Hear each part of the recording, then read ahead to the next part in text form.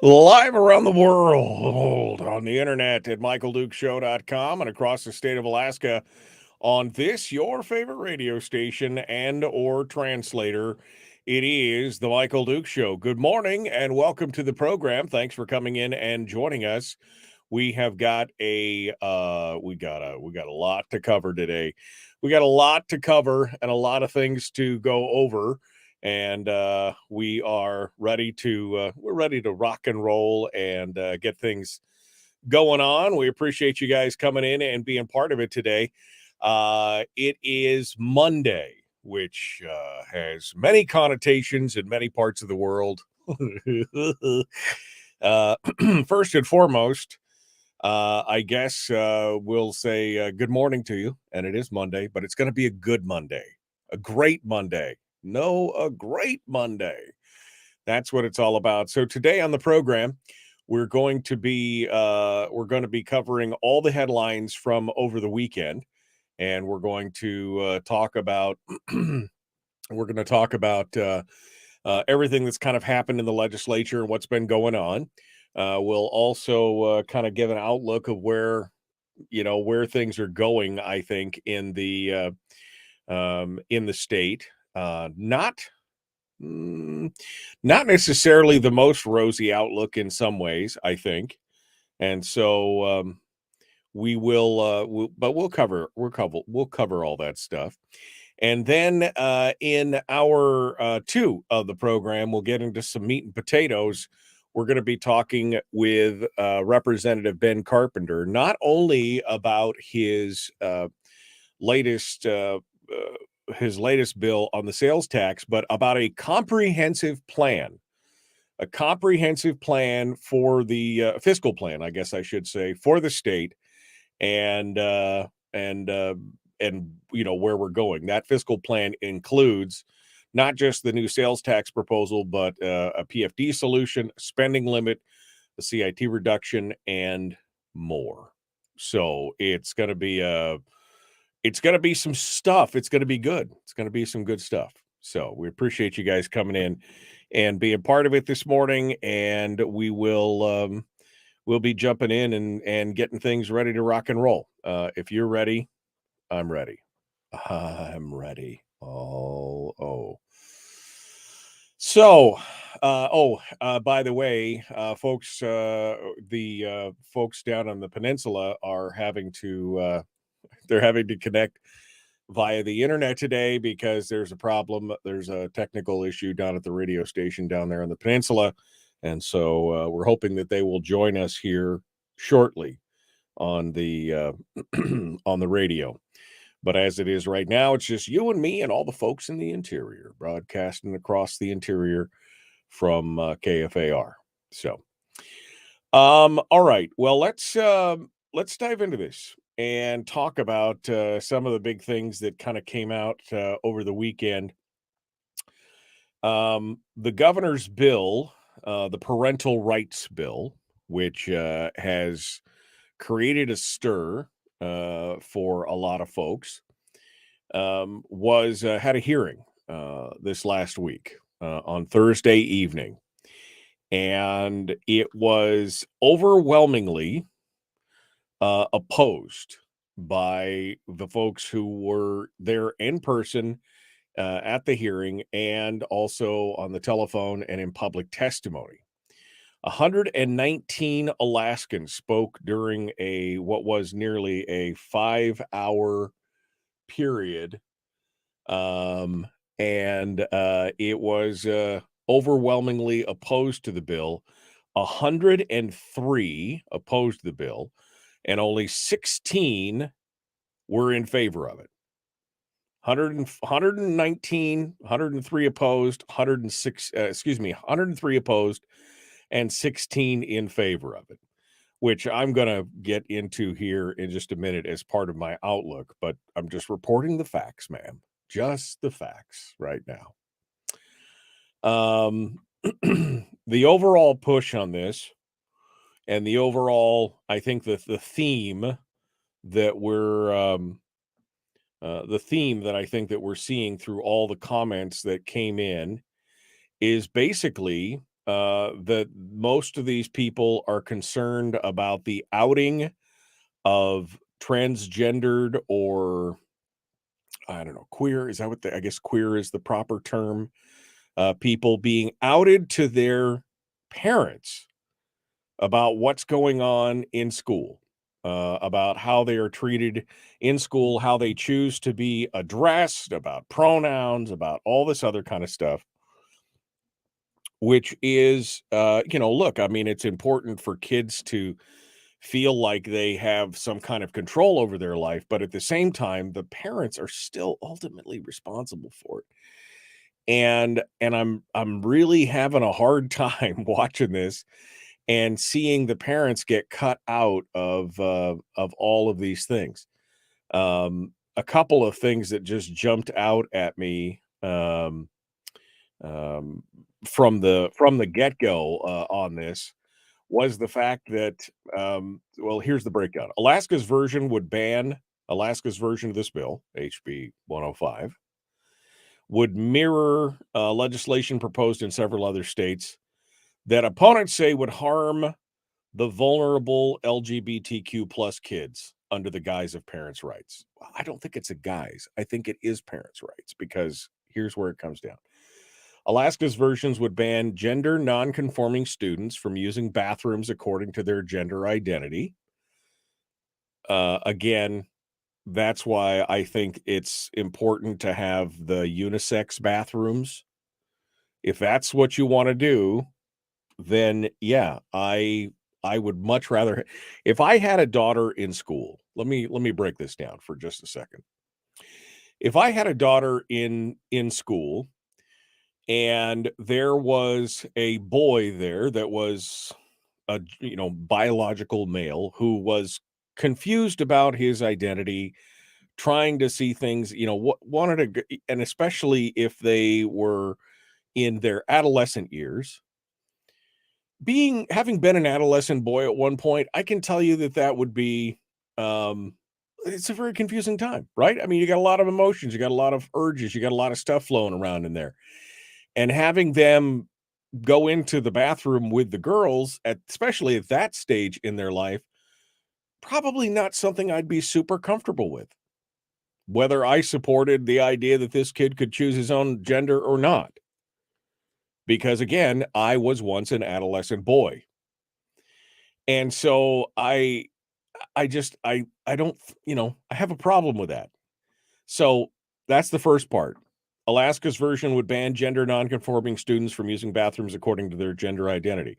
It would require parental permission for students to use different name or pronouns in schools. I think that just, I mean, you have to be open with the parents. They're the ones that are dealing with this child at all other times. And if you don't, if you're hiding it, it's not healthy. It's not healthy to have to hide all this stuff. Could you imagine the stress on a kid if he's using one gender or one name at school and having to use another at home, and the stress that must be, don't ever want to go to a public outing or some kind of thing where he may run into somebody and the kids call him or her something different than what, I mean, you imagine the stress of that? I mean, just again, that makes no sense to me. But this is where it got me.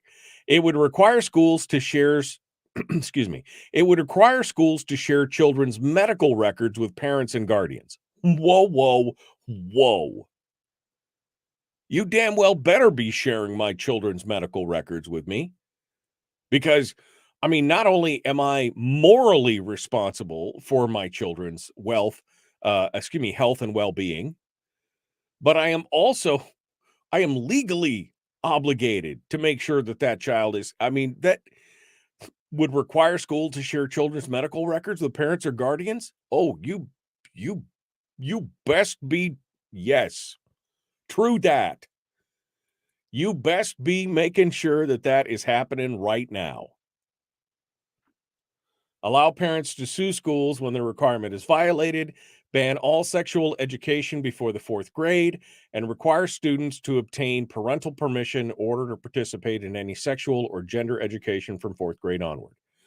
Again, I don't see a problem with it. So 4th grade is what? You go into kindergarten when you're 4 years old, 5 years old, right? So by 4th grade, you're 9 years old? What you don't need sex education before you 9 years old? No. No. And again, I like the opt-in instead of opt-out for a variety of reasons. Most importantly, because they can, they can slip a lot of this stuff in when you're not even paying attention. And again, I think all parents should be paying the utmost attention to what's going on with their kids in the education system. But I have always been a fan of the idea of opting in instead of opting out, because otherwise you just don't know. It can get by you. But the overall testimony is that this is gonna be scary for people, that they're not gonna be able to, that these kids are going to be living in fear. Um, I saw that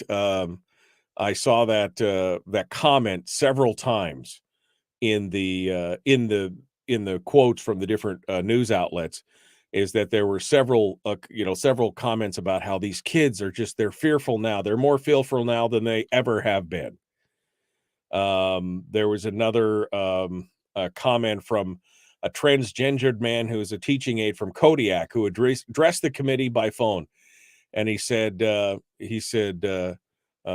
that the fear is a huge part.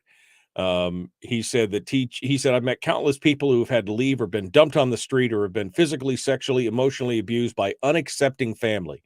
Again, this seems to be the common theme, is that it's the family that's the danger here, that your family won't, and I'm not saying that that doesn't happen. I'm not saying that that doesn't happen. I have a friend of mine who is gay, who came out to his parents or whatever, and he was basically disowned. Now, he did it when he was older. If he'd been younger, I don't know what would have happened, but it does happen. I'm not saying that it doesn't, but to say that that's the way things are gonna be for everybody, I think is disingenuous. It, it's all about the fear at this point. It's all about how they feel, um, and I think that that's part of the problem here. Opponents of the measure say that its mere introduction has made some transgenderist children in the state feel less safe and has served as a distraction from the most important conversation about public funding for education and the state's fiscal challenges.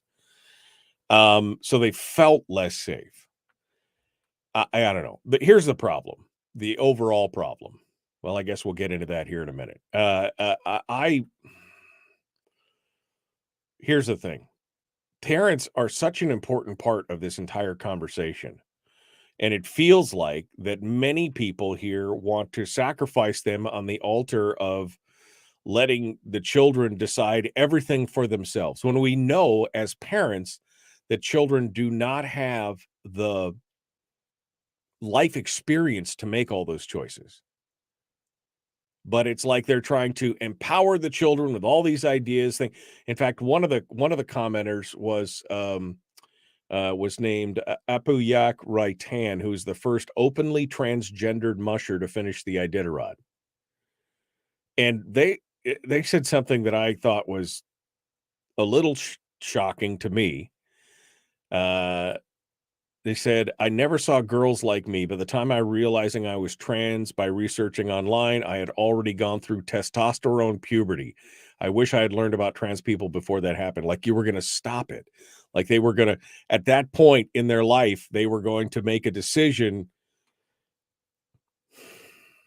It again, they can't vote, they can't go fight in the military, they can't buy cigarettes, they can't buy alcohol, they can't do all these things before they're the age of consent, 21, and yet at the same time we're like, "Oh, you want to biologically or chemically change your body, you want to physically modify it, you want to do all these other things." Boy, couldn't get a nose ring before you're 13, but go ahead and clip and snip the parts or chemically induced change. I mean, you could do that. That I mean, it just it just makes no sense to me at this point. It makes no sense to me. And I know that probably irritates some people, but that's just how it is. This makes no sense to me. You are entrusted with those children for a reason because they don't have the wherewithal or the life experience to be able to make all these decisions for themselves.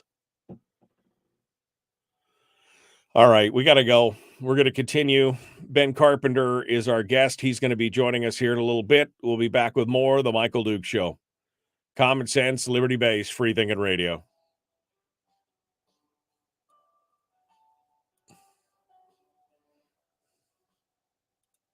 If you missed the show, you can listen to it on your time with Dukes on Demand. Oh, and it's free. Like America used to.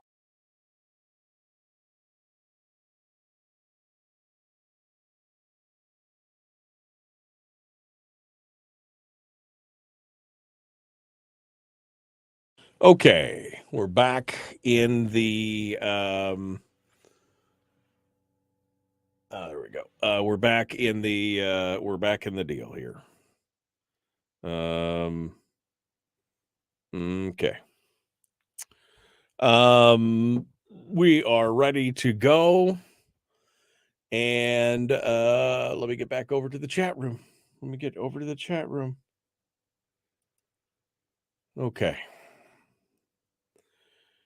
Here we go. Go back to the top. Oof, there we go. Good morning, good morning, good morning, good morning. How's the Monday? Where's the video? Music and video should be there. I had a problem with the video this morning. There was a reset on something. I fixed it. All right. You guys are killing me here. I got okay. Brian. Brian is running for the MEA service area for Matanuska Electric Association. Brian would be a good choice. Brian would be a great choice.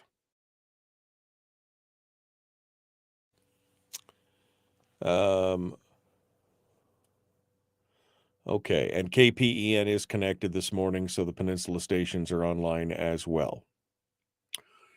Yeah, they did call in. It was 99% LGBTQ plus and teachers.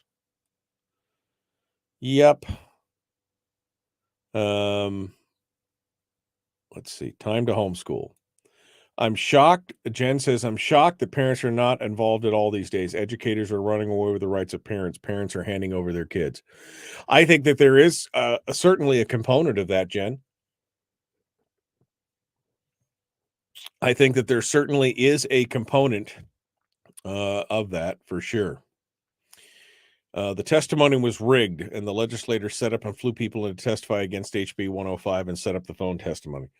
Well, I don't know how legislators, I think maybe some of the groups pooled money together and did it because it was a full house. I don't know if I've ever seen so many people in a room to testify as the pictures from the ADN on that.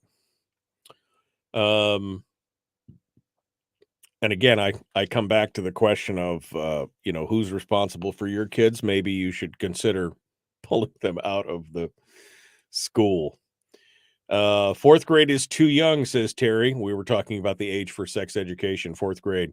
Because what is it, right? Your kid's going to kindergarten at 4 or 5, right? That's, if I remember correctly, 4 or 5 is kindergarten. And so fourth grade would make them 9 at the oldest, 9 years old. And I was not ready to have the talk with my kids at 9 years old about that. I mean, they didn't even have any questions about it at that point. So, yeah, anyway, when did the hearing take place? It took place Thursday night in Juneau.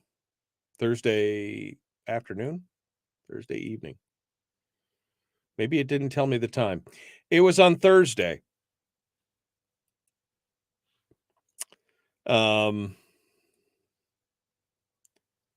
Let's see. Standard fare of felt less safe. Yeah. Yeah, you should not wait until next year. Debbie, somebody said they're asked to be homeschooled next year, and somebody said definitely seriously should not wait until next year, should do it today.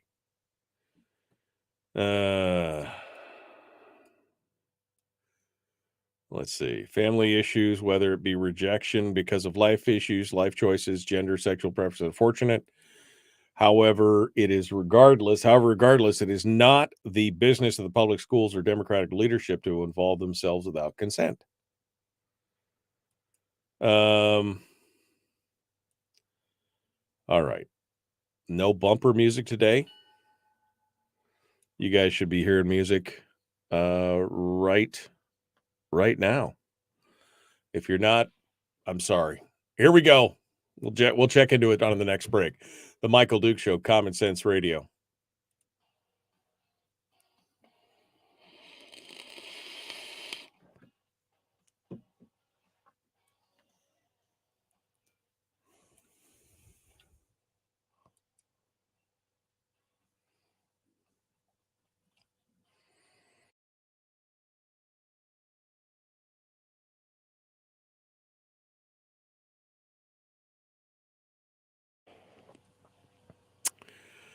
Okay. Let's get back into it, shall we? Let's do this.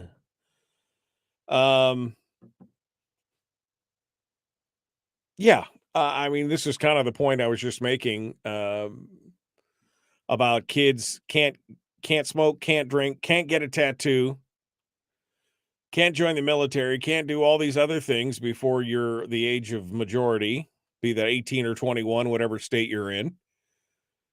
But, chemical castration, physical modifications, all these other things.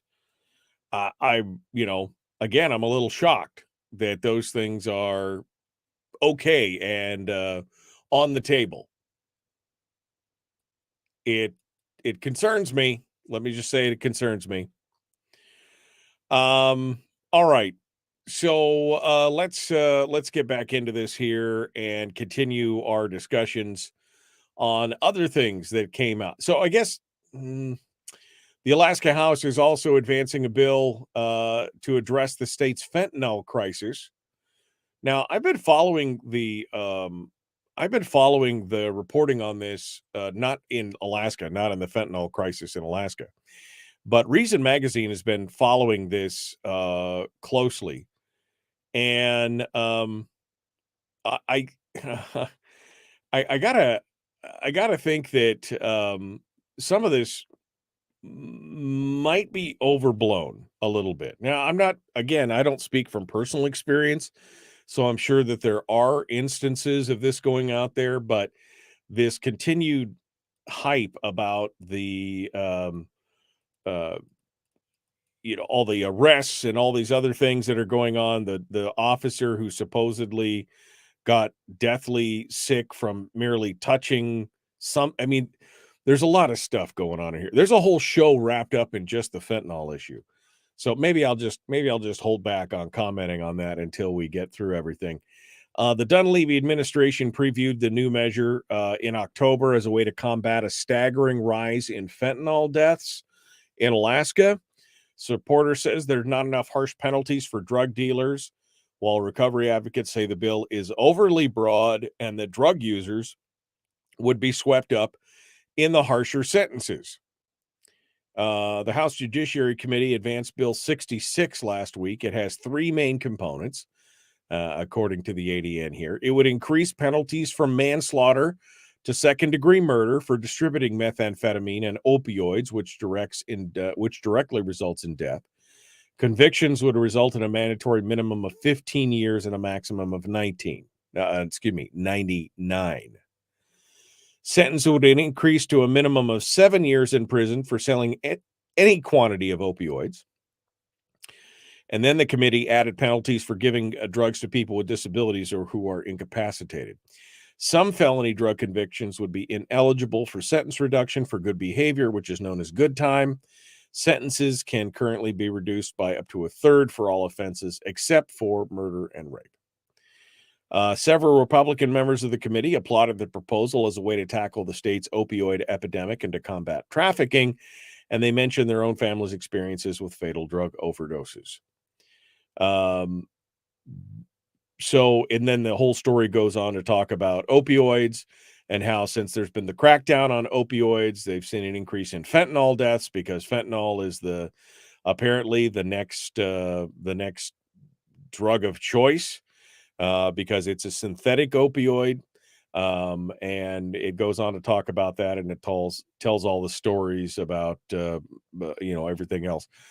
There was some pushback. Andrew Gray, the Anchorage Democrat, questioned the need for murder convictions for the offense that we talked about before, where somebody sells drugs and somebody dies, because it would apply a minuscule number of convictions. The court system said that there were only 2 manslaughter convictions for drug-induced homicides between 2010 and 2022. So 12-year period there. That was it. Progressive justice groups and nonprofits have said those laws are ineffective in reducing overdose deaths and are difficult to convict. Multiple studies have found treating the opioid crisis as a public health emergency rather than with harsher criminal enforcement have been more effective. And this is where it kind of, again, the thing kind of, it swings around. I'm more in line of finding the dealers and prosecuting the dealers, but finding help for the users. That's just me. I am not necessarily I'm not necessarily a put them all in jail and sort them out later kind of guy. Even David Eastman joined Andrew Gray, in forcefully speaking out against the matter. He said it was originally described as being about fentanyl, but he said it became something totally different. It became, quote, we need to have harsher penalties, and that we can't have harsh enough penalties or too harsher penalties on anybody that's involved in basically cases, in my view, which is just an infraction dealing with an illicit substance, said Eastman. So I guess David Eastman and I are on the same sheet of paper on this. So anyway, this is the 4 members of the House Judiciary Committee voted to advance the bill to the Finance Committee after Deputy Attorney General John Skidmore encouraged lawmakers to pass it as it's currently drafted. Gray had recommended that it be amended, and Cliff Groh, Anchorage Democrat and a former prosecutor, gave it a no referral. Eastman recommended that the bill should not pass. So, but it's going in there, and it's on the way. What was the final thing that I wanted to talk about? Well, we're going to get into this with Ben Carpenter anyway. His 2% statewide sales tax received its first legislative hearing last Wednesday. The sponsor saying he envisions it as a component of a long-term plan to bring state spending and revenue in balance, which is why today, when we talk with Ben Carpenter, we're going to be going through again all the parts of a full comprehensive plan, not just the sales tax, but as part of a larger fix, the spending cap, a fix to the PFD, a reduction in overall spending, and more. So I guess we won't spoil too much of that here by going into this article from the Alaska Beacon, but it was heard, and we'll get you we'll get you some details here from Ben Carpenter in just a bit as we jump through on this. Finally, before we get too far along, I did want to give this piece of good news because I think that this is a great story. And not just because he's an acquaintance of mine, but I think this has been a good, heartwarming story from the get-go, and it's finally looks like that it has had its happy ending. It's been a long journey, but after 4 months and one painful missed opportunity, Patrick Holland of North Pole has had a heart transplant. It was successfully completed on Friday. According to Haley Holland, his wife, who spoke to KTUU, she said he's doing better. He said it's a hard question to answer because he's in such bad shape, but he's in such bad shape because he just had a heart transplant. She said the heart is doing well inside his chest. He still has a balloon pump. He also has an external pacemaker to help the new heart beat. So step by step, as these supports start to be removed, that is when we start to see the real progress. And like I said, he did get the ventilator taken away, and that was huge. That was really big.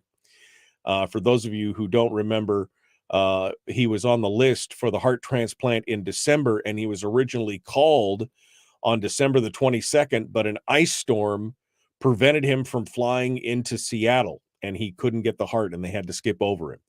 So then he relocated down to Seattle and has been staying with folks down there, waiting for that call for when the next time came, and it came on Friday. And now Patrick Holland, not Roger Holland, the former senator, but Patrick Holland from North Pole now has a new heart. All four of his children are down there with his wife Haley in Seattle, and he's recovering. So fingers crossed that this all goes well and that he's able to come home. He's able to come home shortly, maybe another 5, 10, 20 years. And Haley wanted to stress the importance, and both Haley and Patrick wanted to stress the importance of organ donors. They said there's no more noble thing to do when you know that your time on this earth is limited than to pass on the resources that the organs have been, that you've been blessed with your entire life. So Patrick and I, we just plead with everyone to become organ donors. It's giving Patrick and I the opportunity to have 5, 10, 30 years together because of Andrew, referring to the donor heart, and his family. So we are organ donors, and we ask that everyone else become organ donors. And it's good to see that this has finally come to fruition. So it's a good news story for the day. We needed a little good news for the day, didn't we? All right. We're coming up. We got more coming up. Don't go anywhere. The Michael Duke Show continues. It is your home for common sense, liberty-based, free thinking radio. We'll be back with more right after this. Don't go anywhere.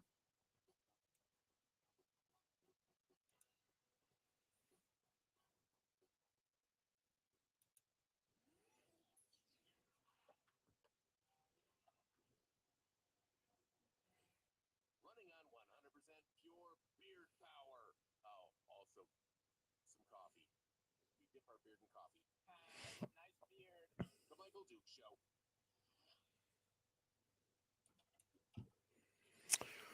Okay. All right. Let me go back to where I was. You guys heard that music though, right? You guys heard that music? Oof. No music? Turn it up. You can't tell me there was no music there. I know there was music there because I made it so. Okay.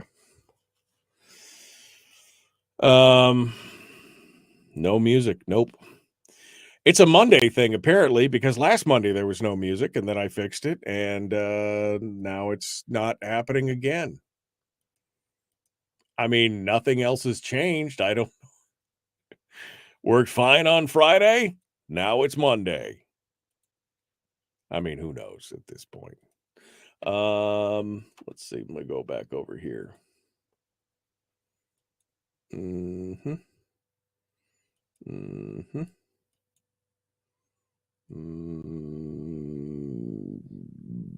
But how about that? Let me see that. There was a second choice I haven't ever chosen, so let me check that out. You guys could tell me if you can hear this.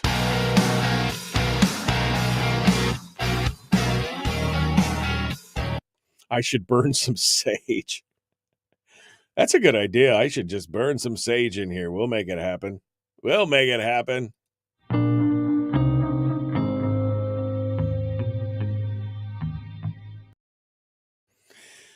Yeah, so it's showing up, but oh, now you hear it. I don't know. Yeah, I must have sacrificed a goat. I don't know what was going on. I held my mouth just right. It's one of the reasons why I hate Windows 10. I just want to say that. And Windows 11 is not going to be any better.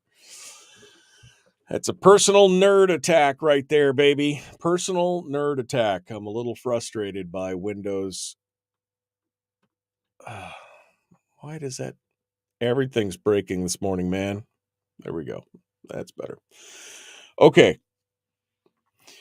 So you guys have been verbose this morning. I had to scroll through a bunch of stuff to get to the end here this morning.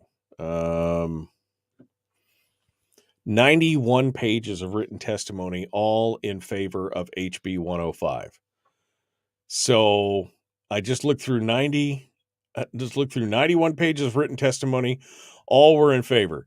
So apparently all the emails don't matter now. Everybody's got to be in person or you've got to be on the phone. Apparently that's what it's all about.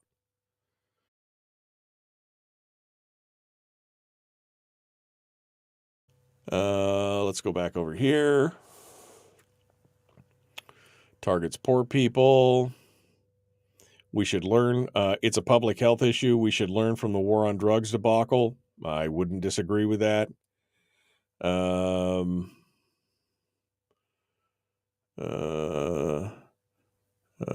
Going here. I'm still scrolling backwards. All right. No music. Good morning. Good morning. Good morning. 5:15 on Thursday is when the meeting was. Thank you. I also saw Senator Rob Myers let us know. Okay. I just scrolled all the way back to where I was before. You guys have been a little verbose this morning, so that's good. Chatty, chatty, chatty. I like it.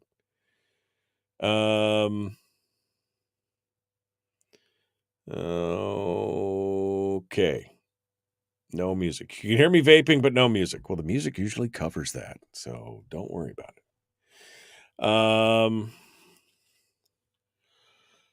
This is elective medical. Go to Singapore on fentanyl dealers. Go Singapore. Oh, go Singapore on fentanyl dealers. I was like, what? Singapore has got, man, you do not want to be caught doing bad things in Singapore. Nope. Nope. That's a full-on nope right there. Good morning. Good morning. Good morning. Rick says 106,000 deaths in 2021 and still going up according to the National Institute on Drug Abuse. Wonder how many legislators will vote against it. I wonder how many legislators will vote for it simply because Eastman is against it. Everybody's got to make their own choices.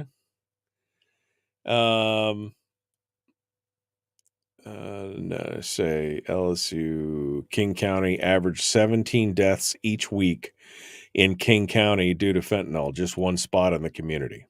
There we go. Ghost in the Machine Mondays. That's Machine Mondays. That could be it right there. It's all good. All right. Oh, coming down to it. That's not true, says Chris. He says none of the testimony matters. Doesn't matter if it was written or spoken. None of the testimony matters. All right, thanks. Here we go. The Michael Duke Show, Common Sense Radio.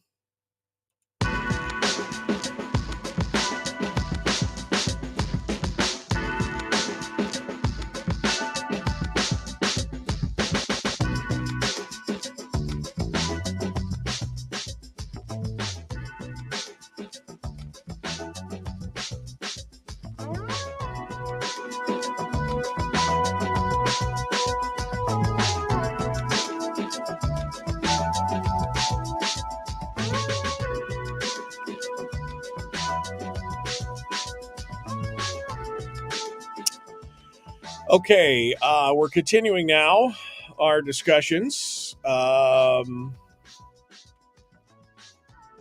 Just going through the chat room here, there were some comments.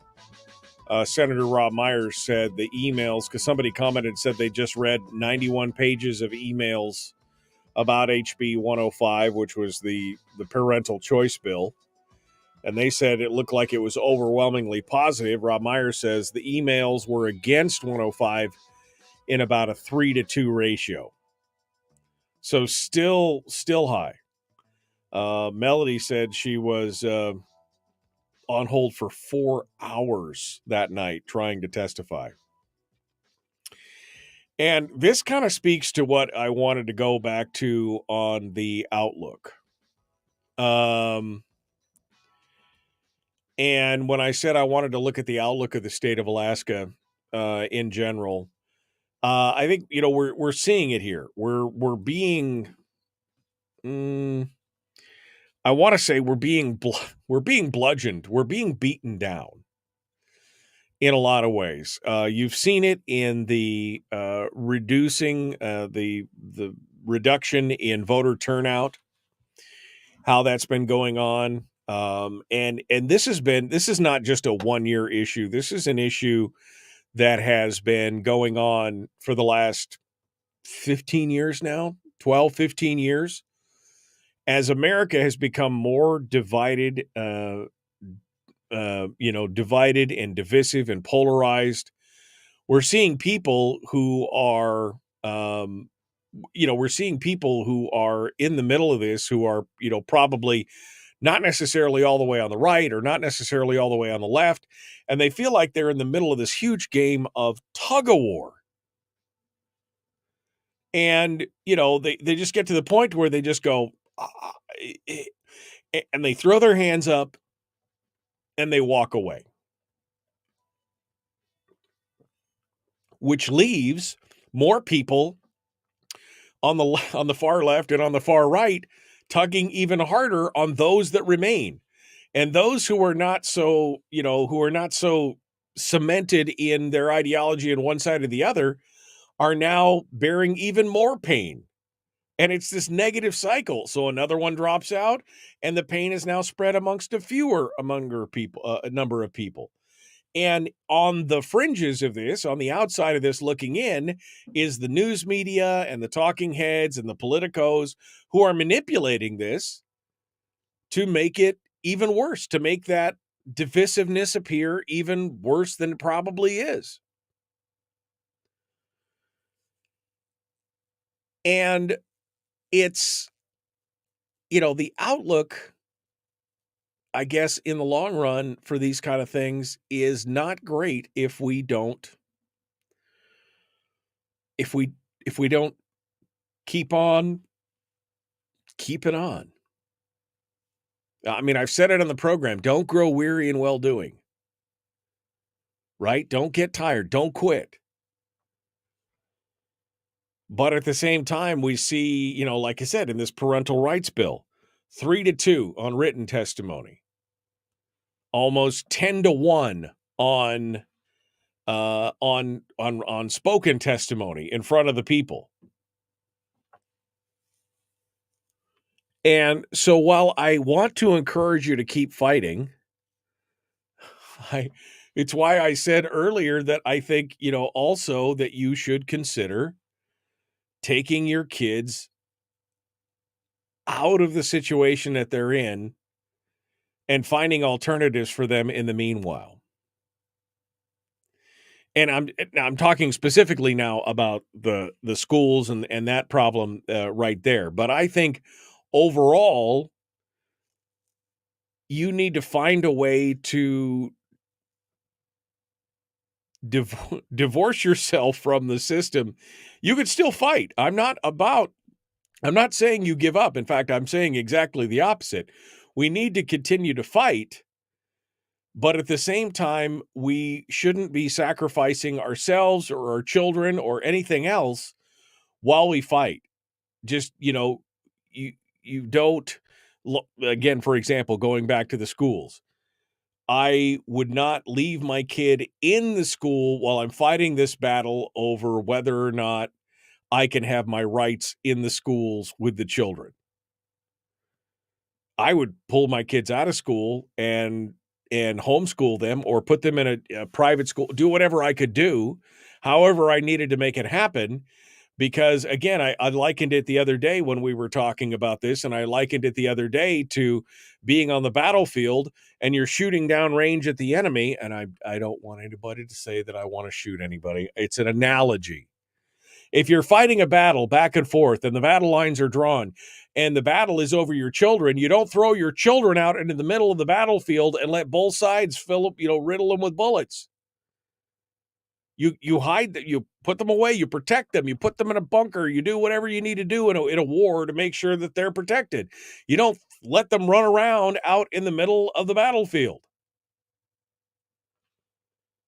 And that's exactly what is happening right now. All your kids are in school, you're concerned about this stuff, you're fighting about it, but this is a multi-year process. This is going to take 2 or 3 years if any of these changes happen.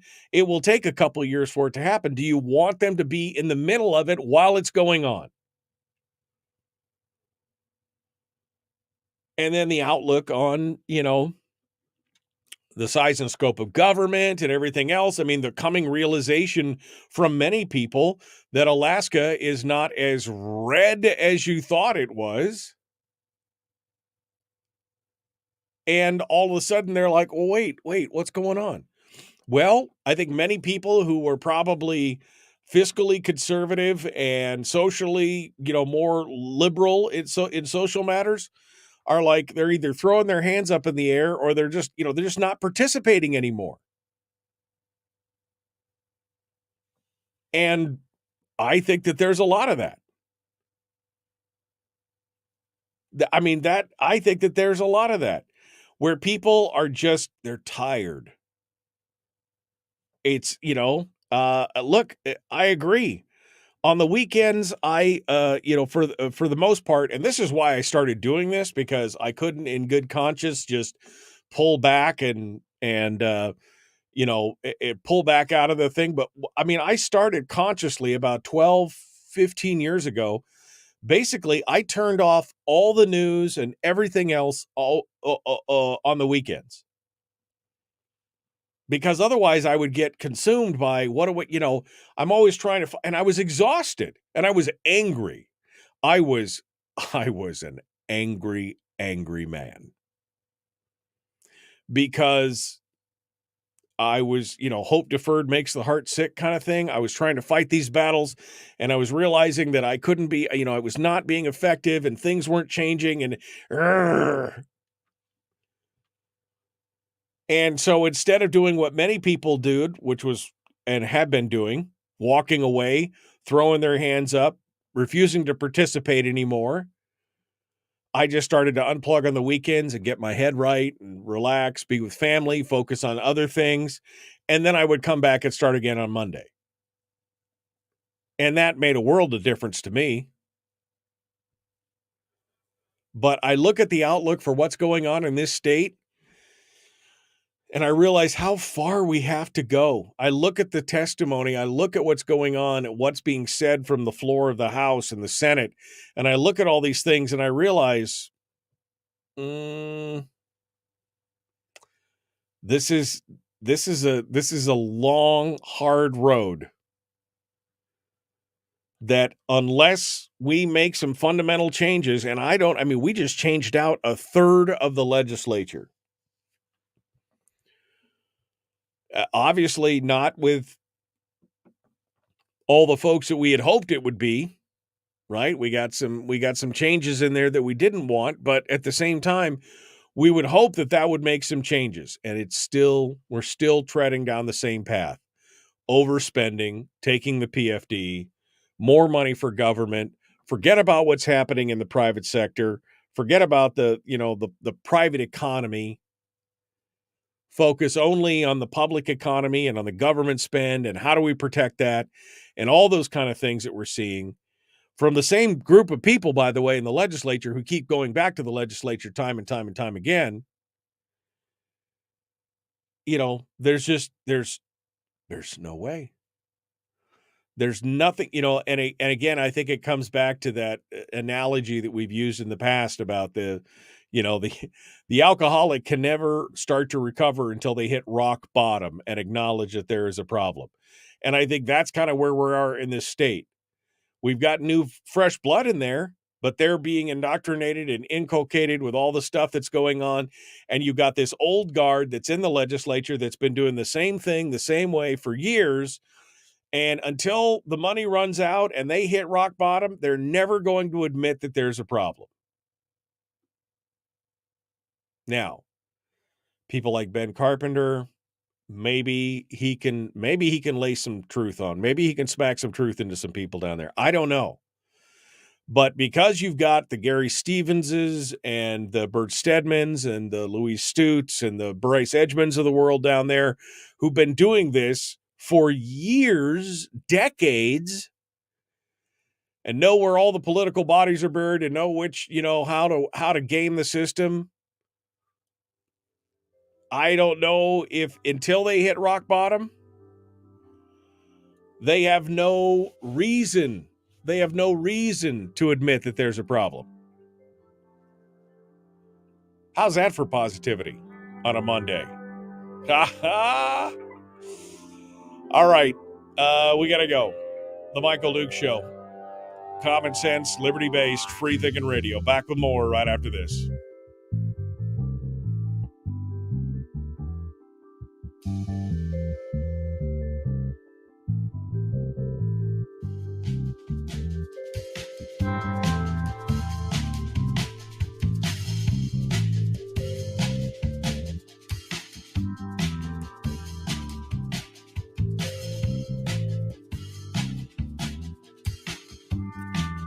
Yeah, and they're going to get a pay raise to boot. You're right, Brian. They're going to get a pay raise to boot. That's for sure. Oh, man. Michael, I no longer have kids in school, but my grandchildren are there, and the potential for any great-grandchildren is there. If I had it my way, they would be out, but that's not my decision, says Tony. I know. My wife and I were just having this discussion about some of our kids, some of our older kids, and decisions that one of my kids is making. And it's not that they're bad. It's just that they're not decisions that we would have made. And I looked at her and said, we did what we could do. We did the best that we could do. And if it's not a decision that we would have made, they're going to have to, they got to learn. Right? They got to learn from their own. That's how, they always said experience is the best teacher. They just never finished that for you. Experience is the best teacher, especially when it's somebody else's experience, right? I can watch somebody go into a kitchen and lean on be talking and lean down and put their hand on the stove on that hot burner and see them burn their hand and know not to put my hand on that burner. That's experience is the best teacher. Especially when it's somebody else's experience. I don't have to go through the pain to figure it out.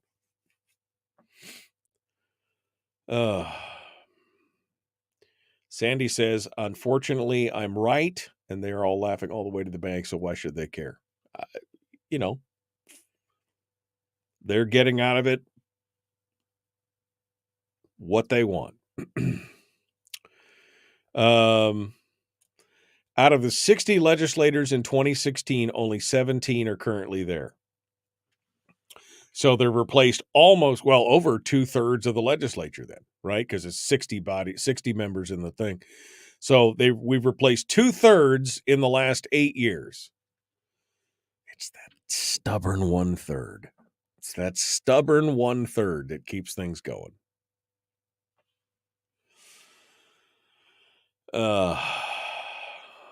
All right.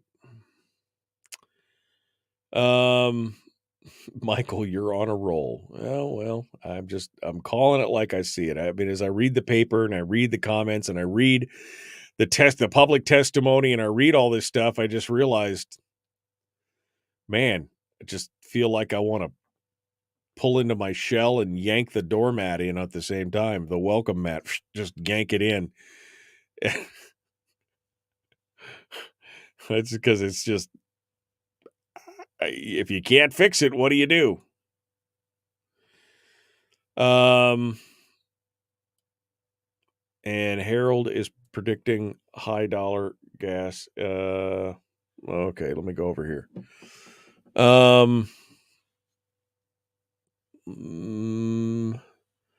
We'll send it again. I'm trying to get Ben Carpenter on the line here real quick. Let me see if I can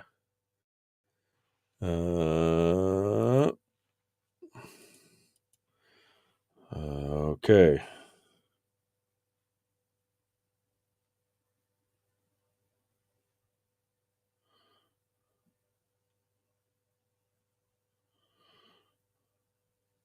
All right. Let me try this one more time. One more time. We'll do this again. Making sure I got the right make sure I got the right address. Whoops. Let me actually try to see this again. Hold on. Okay, he found it. Okay, he found it. Okay.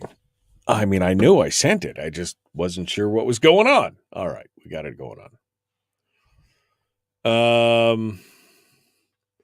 Seems like many parents will put up with this crap because they're having their kids babysat by the schools is one less thing for their plates, for they're short-sighted and not realizing the public school toxicity factory is ruining their children and creating the very real possibilities that their kids won't be able to function or thrive in a real world and wind up living in mom and dad's basement most of their lives.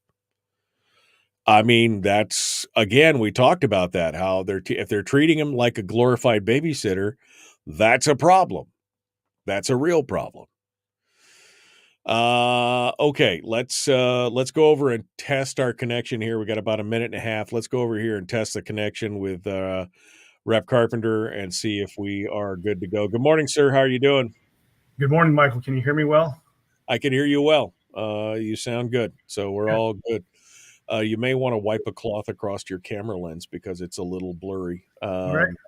If you want to do that, I'm going to remove you here and put you back in the green room for just a minute while we get the final little things going on. Can we stop using public schools, says Brian. Can we stop using public schools? They're not. They are government schools. That's true. That's a truth. No doubt about it. That is a truth. I mean, you're not wrong. You're not wrong about that. I warned about this with Common Core. Meanwhile, countries are pulling off the U.S. dollar as a standard currency in international transactions. I saw that the BRIC nations were getting together again, and they were starting to talk about that. That's a scary proposition. If the dollar is no longer the world's reserve currency, you're going to have some problems, folks. We're going to have some real problems. All right, here we go. We're jumping back into it. Representative Ben Carpenter, our guest, The Michael Duke Show, common sense, liberty-based, free thinking radio. Like and share, like and share, like and follow. Here we go.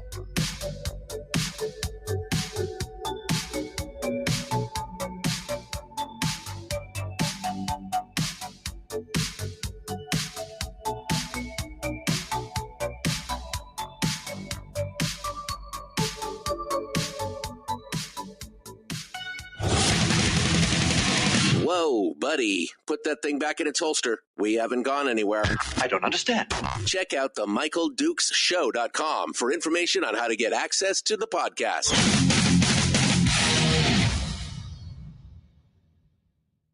Welcome to the party, pal.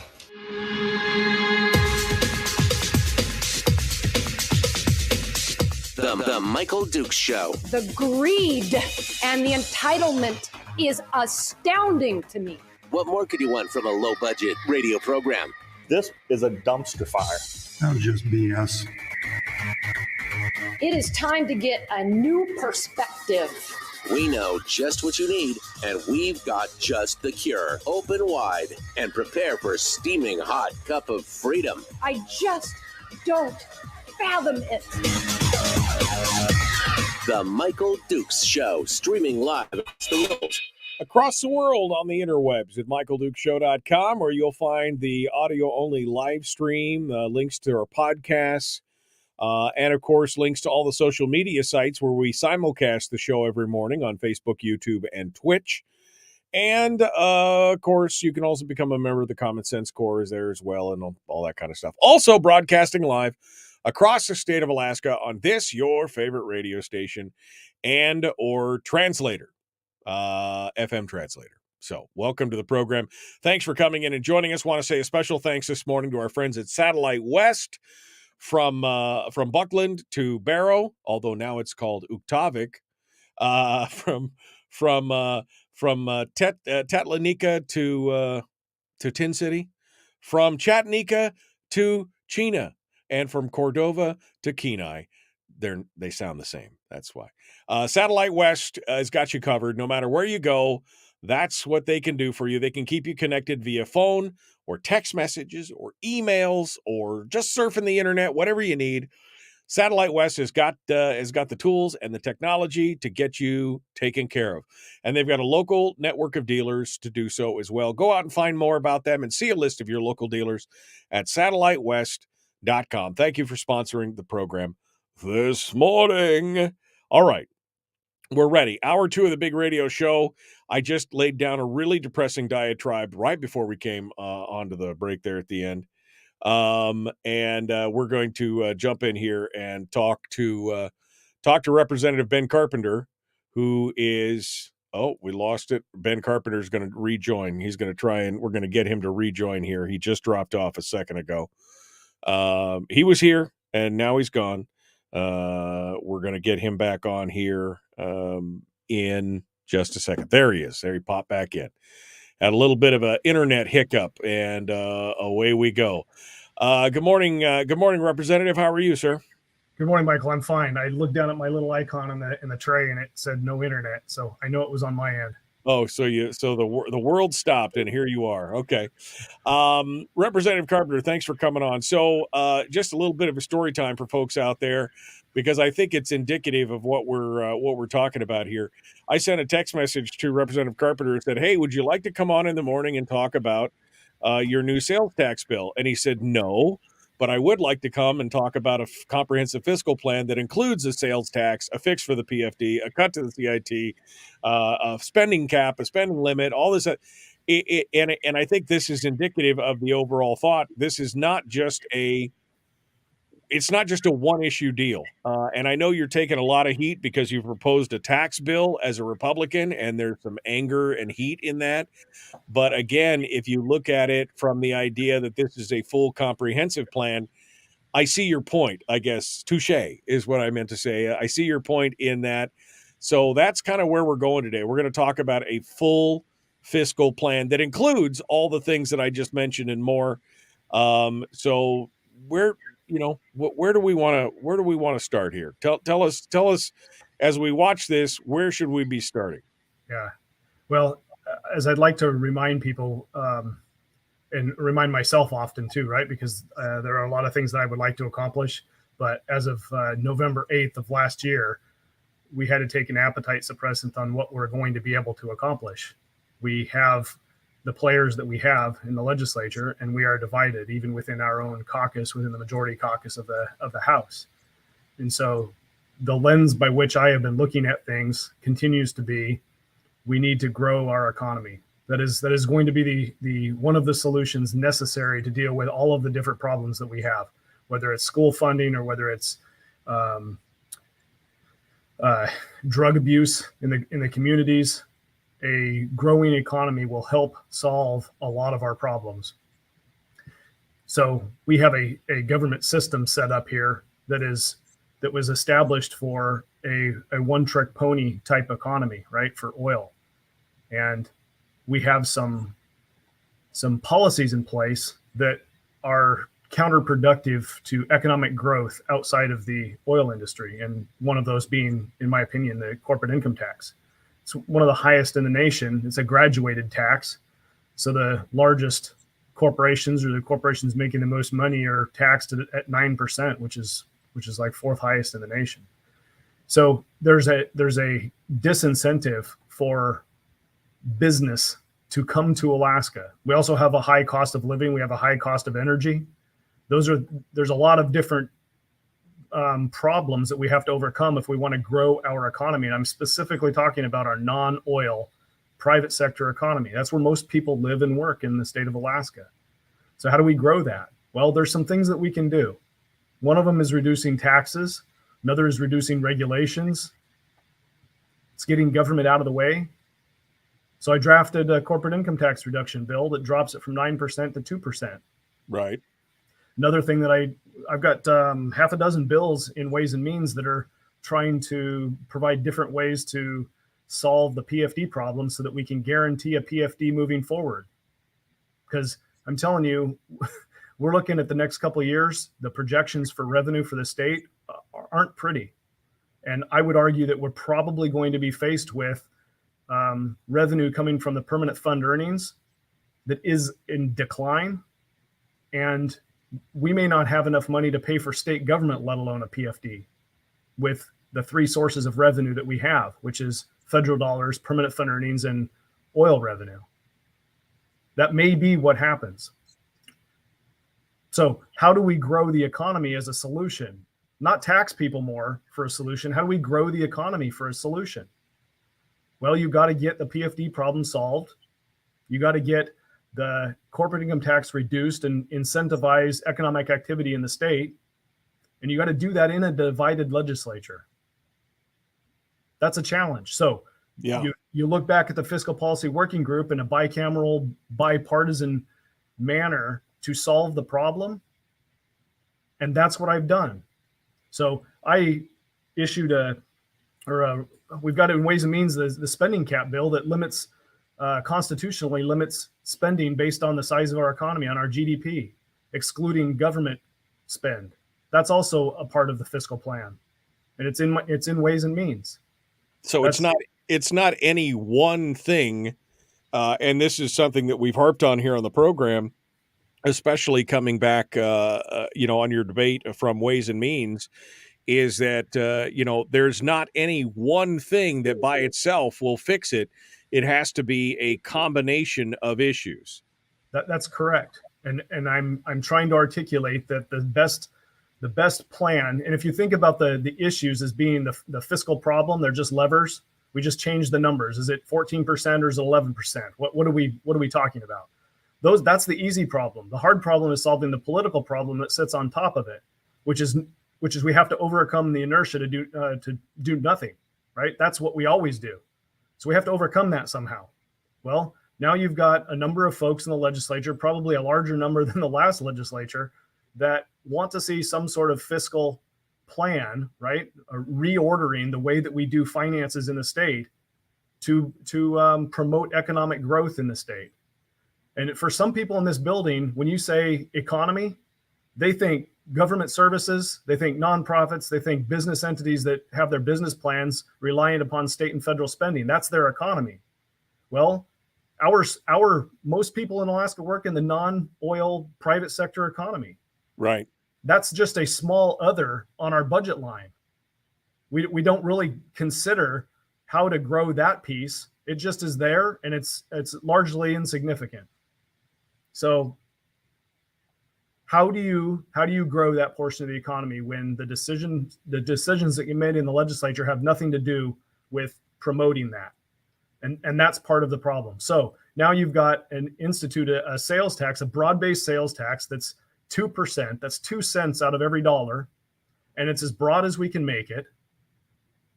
That brings in about $900 billion. But if you take out the corporate income tax reduction from it, right? So if we reduce the corporate income tax, we're going to lose between $300 and $400 million of revenue.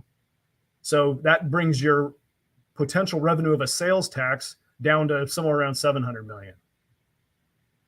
So in addition, that sales tax bill allows us to share the sales tax revenue with local municipalities, but only if they're able to keep a downwards pressure on their corporate income tax. I'm sorry, I said corporate income tax. I meant personal property tax. If they can keep a downward pressure on their property tax, less than 10 mils or less, then we'll be able to share some of that state revenue. And as the state economy grows, because it's tied to that sales tax, then revenue to local municipalities can grow. So it's not just oil revenue, it's all economic revenue. We're not doing away with the oil company, but if you look down the road for oil revenue, well, it's a challenging environment. Do we really think that we're going to have another boom in oil production? I mean, the politics around the world is preventing growth in the oil sector. So that's a challenge for Alaska going forward. We should not put all of our eggs in that basket anymore.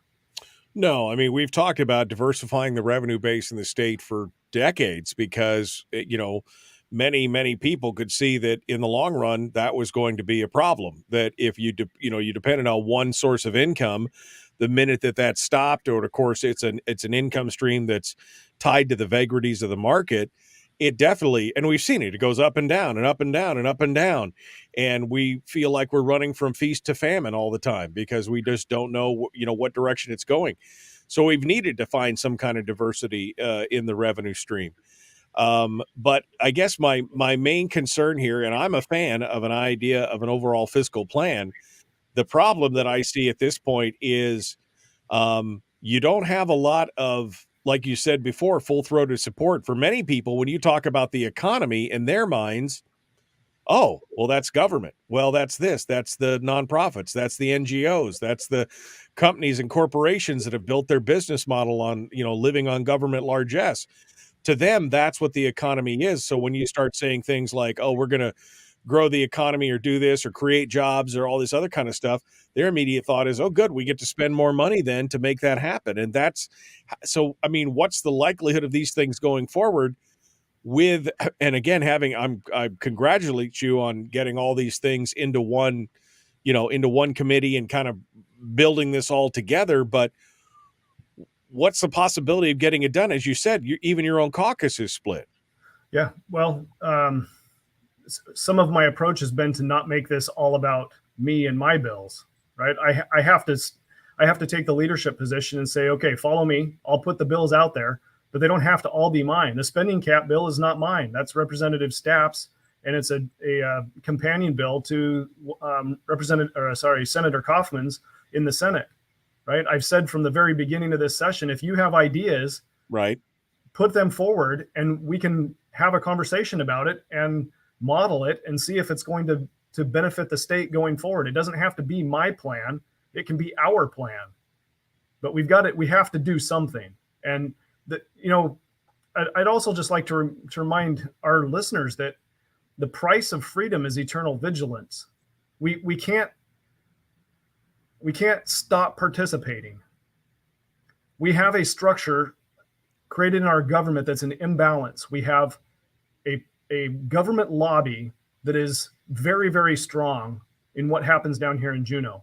Most states have a conversation about spending or revenue, and that largely circles around taxation, right? And there's a private sector lobby that says, in order for us to grow and maintain our economy, private sector economy, we need low taxes. We need to reduce the regulatory burden.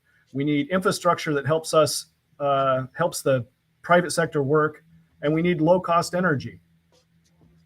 The government sector doesn't need all that. They just need a steady source of revenue, and they can suffer through lack of infrastructure, and they can suffer through high costs of energy because they just take the money from somewhere else. Right. We don't have that private sector lobby that's effective down here in Juneau. How do you grow that? That's part of the equation, right? Right. We have to be able to grow that private sector lobby.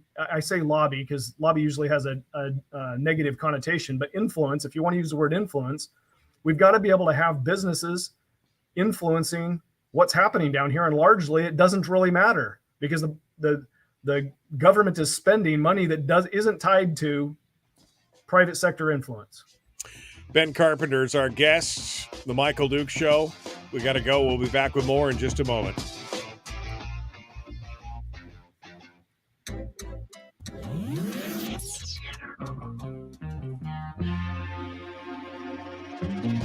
Listened to by more staffers in Juneau than any other show because their bosses told them to. And after what they just heard, oh man, they're going to be pissed. You're a bad, bad man. The Michael Duke Show.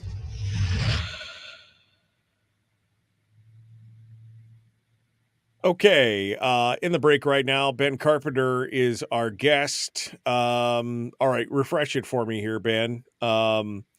So the recommendations from the Fiscal Policy Working Group were a spending cap, some moderate cuts throughout government, a refactoring of the oil taxes, right? Bringing some more of that to the table, fixing the PFD issue, and some kind of broad-based revenue. What did I miss? I missed one because there So was another one was a healthy capital budget. I pulled up the report here just to pull up the step us through it, right? Budget reductions were on there. That's not part of my plan. Budget reductions are. That's a recognition that this legislature is not about cutting budgets. Yeah, because I mean that's something that hasn't even been mentioned at this point. Although that was part of the plan, was that there needed to be, and this was a plan again that was signed off by the most diverse group of folks in the legislature, that they all agreed on. Okay, we need to have some minor cuts as well. Yeah, resilience to fiscal stress, a transition period to be able to do what it is that we're trying to do. Couldn't all be done in a day, right?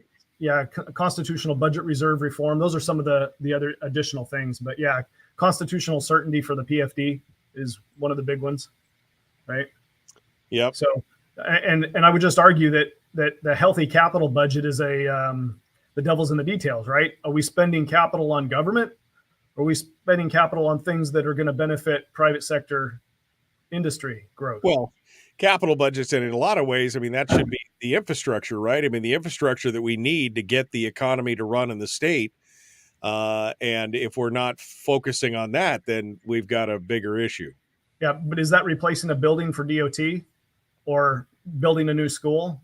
Or is that building a hydroelectric dam somewhere that produces lower cost electricity? What is it that we're talking about when we say capital spending?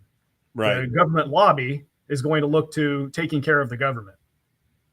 Yeah, exactly. Well, and again, are we keeping our roads and bridges up so that we can get to work and do all these things? I mean, that's the biggest question. I'm sure that you probably heard all the heat and everything for people who are talking about the one issue, which is the sales tax, because that's probably one of the most unpalatable pieces of this for most people. And so what is your, I guess, well, I'll wait till we get back on the radio on that, but here's the question that it's a loaded question, but I'll give it to you anyway.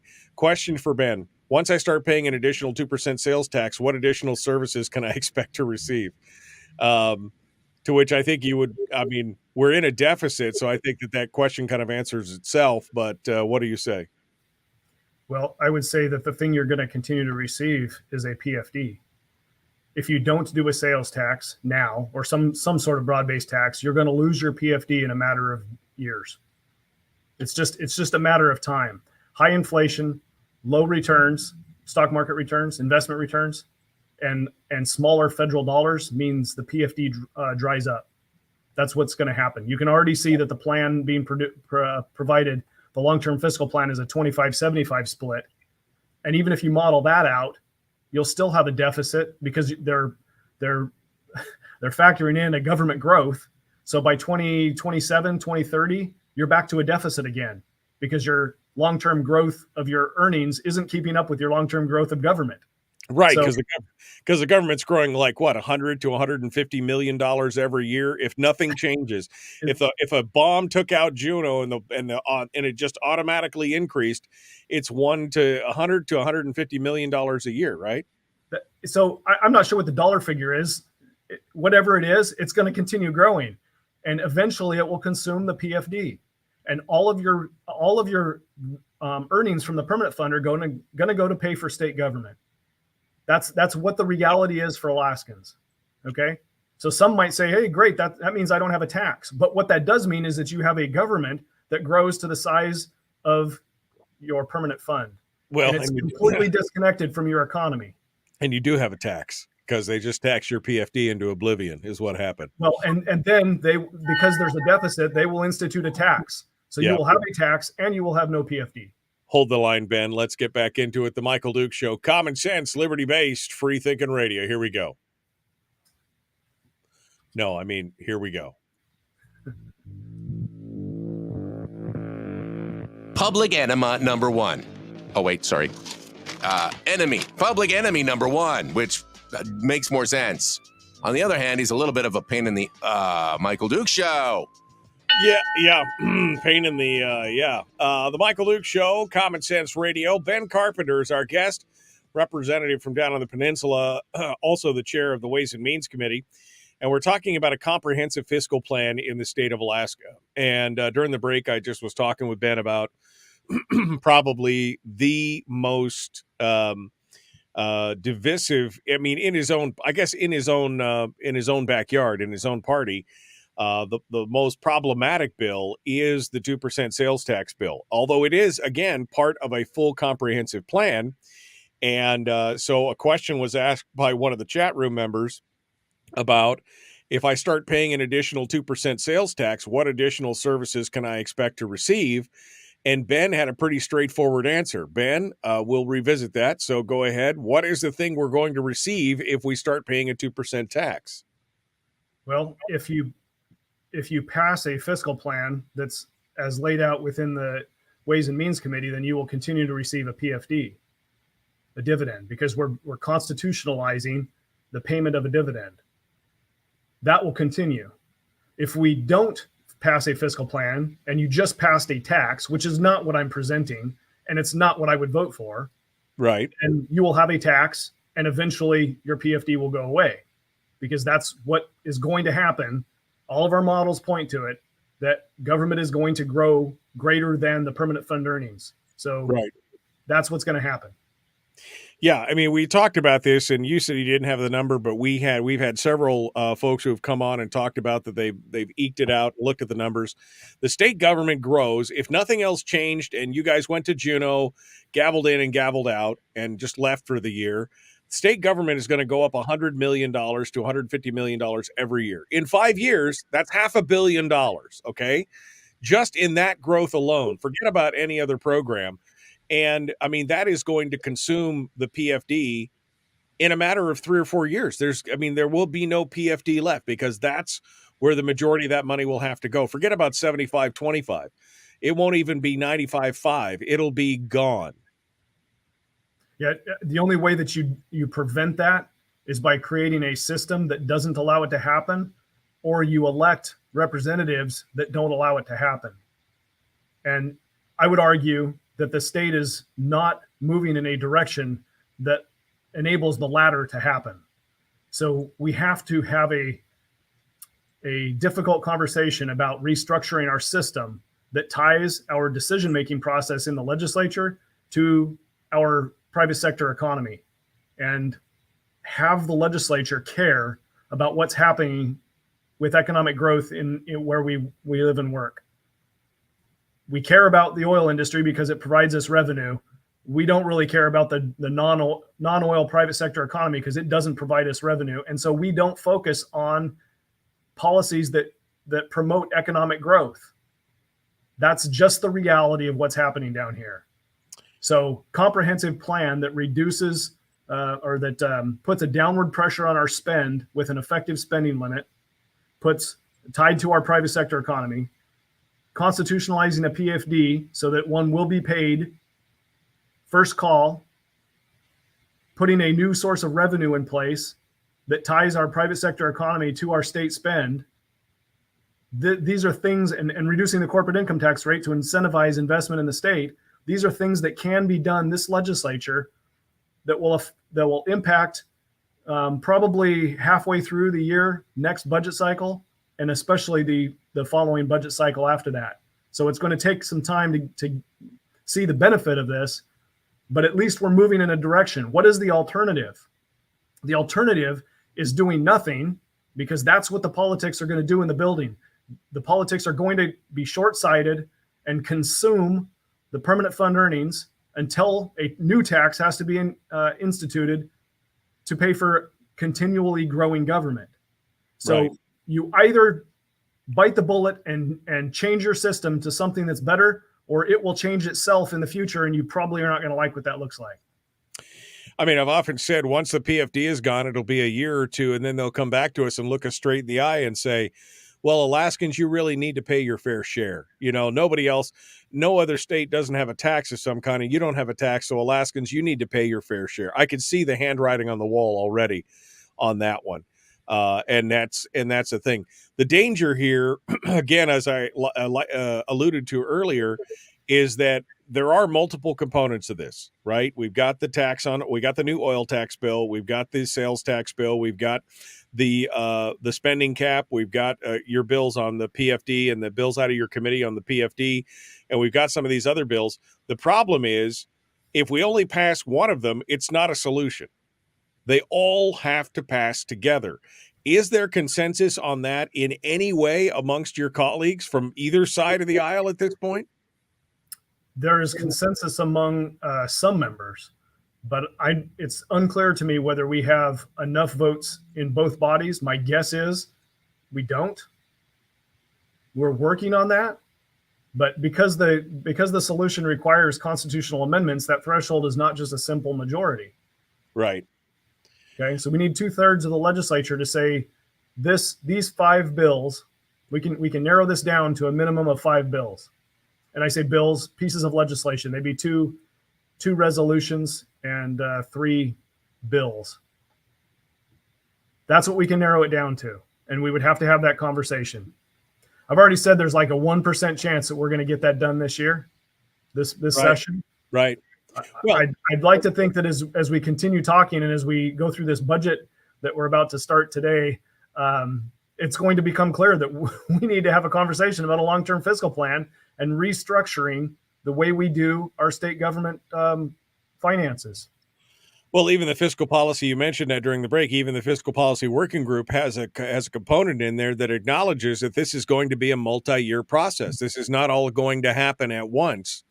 There has to be kind of, like I said, a delay for everything to kind of catch up.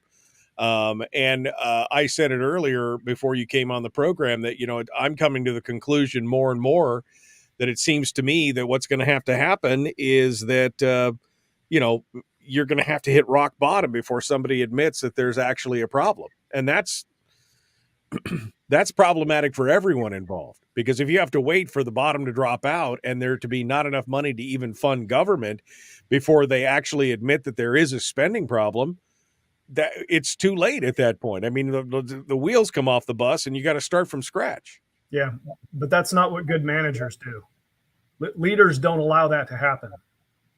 We look out to the future and we say, what do we need to do now to get us to where we want to go in the future? And we want to make change, make things happen now that prevent the wheels on the bus from falling off. That's difficult. That's hard to do. You have to build as much support as you can for the change. It's baked in. The process has baked in a resistance to change. That's human nature. It's bureaucratic nature. It's just the challenge is finding the leadership, the language, the influence to make some change happen that's for the benefit of the politic, the whole body, right? I'm not speaking all of Alaska.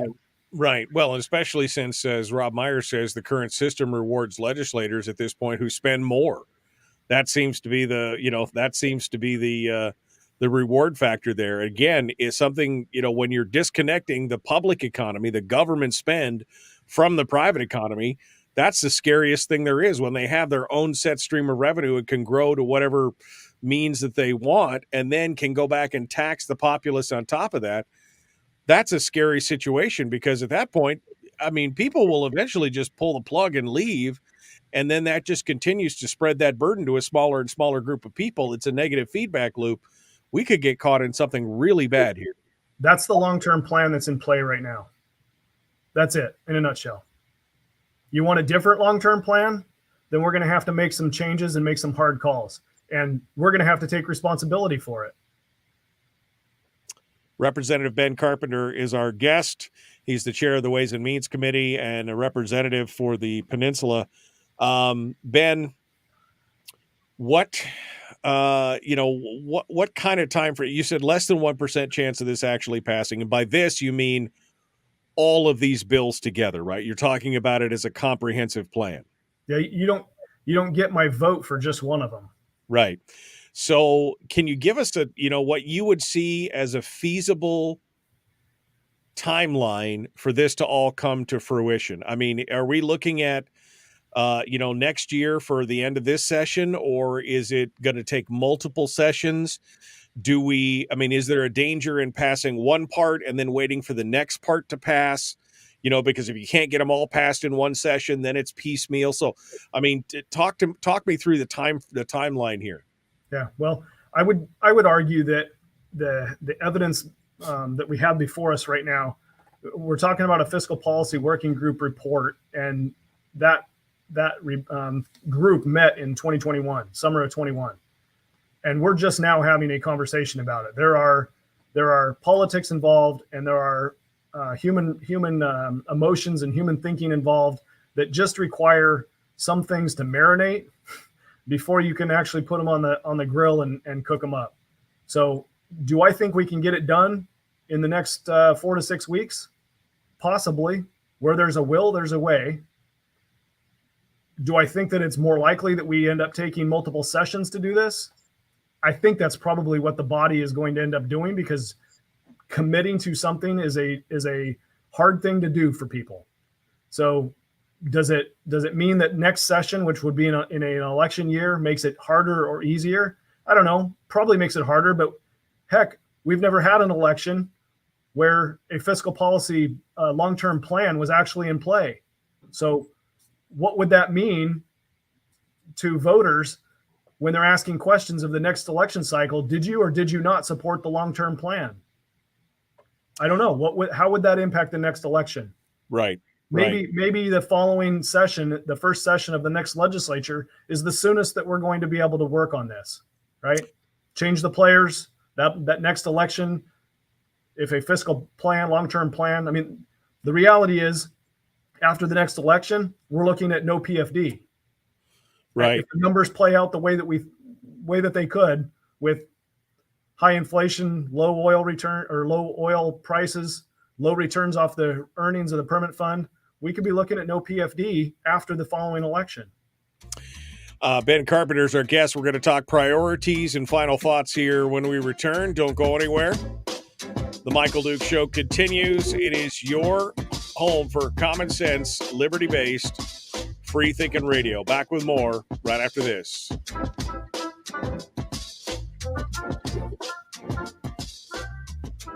We're broadcasting live through a series of tubes. Allowing all of these entities to provide streaming stuff going on the internet. Well, it's kind of hard to explain. Sorry. Streaming live every weekday morning on Facebook Live and MichaelDukesShow.com. Okay, in the break with Ben Carpenter, we're going to talk again a little bit when we return about prioritization and also kind of final thoughts on this whole thing. Ben,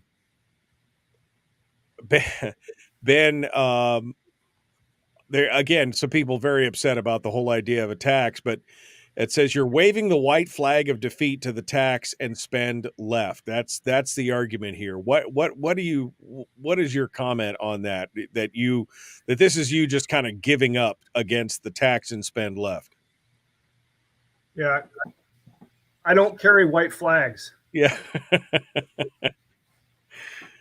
yeah. So you can see the flags in the background. That's nonsense. Yeah. This is again part. It has to be comprehensive. It can't just be one thing. The one thing obviously that's missing, as you mentioned earlier, that was brought up was minor cuts. And I think the fiscal policy working group, it wasn't like a lot. It was like 200 million or something, right? It was a pretty small little. I kind of laughed at the amount of how small it was. But even that is kind of a non-starter in the legislature these days. Well, during the discussion, I think we started at like 800 million. Right. Talking about the discussion in the fiscal policy working group in 21. Right. And we have to remember, the only reason we had the conversation, the fiscal policy working group conversation, is because a few of us took it right down to shutting the government down in 21. We wouldn't give the votes because no one is wanting to talk about changing the way that we do state government in order to prevent a disaster in the future. No one's wanting to talk about it. So we had to go all the way to the brink of shutting the government down in order, and this is how we solved it. We get this fiscal policy working group that's bipartisan, bicameral, to even have a conversation about it. Two more sessions go by, and the leadership doesn't want to have a conversation about the report.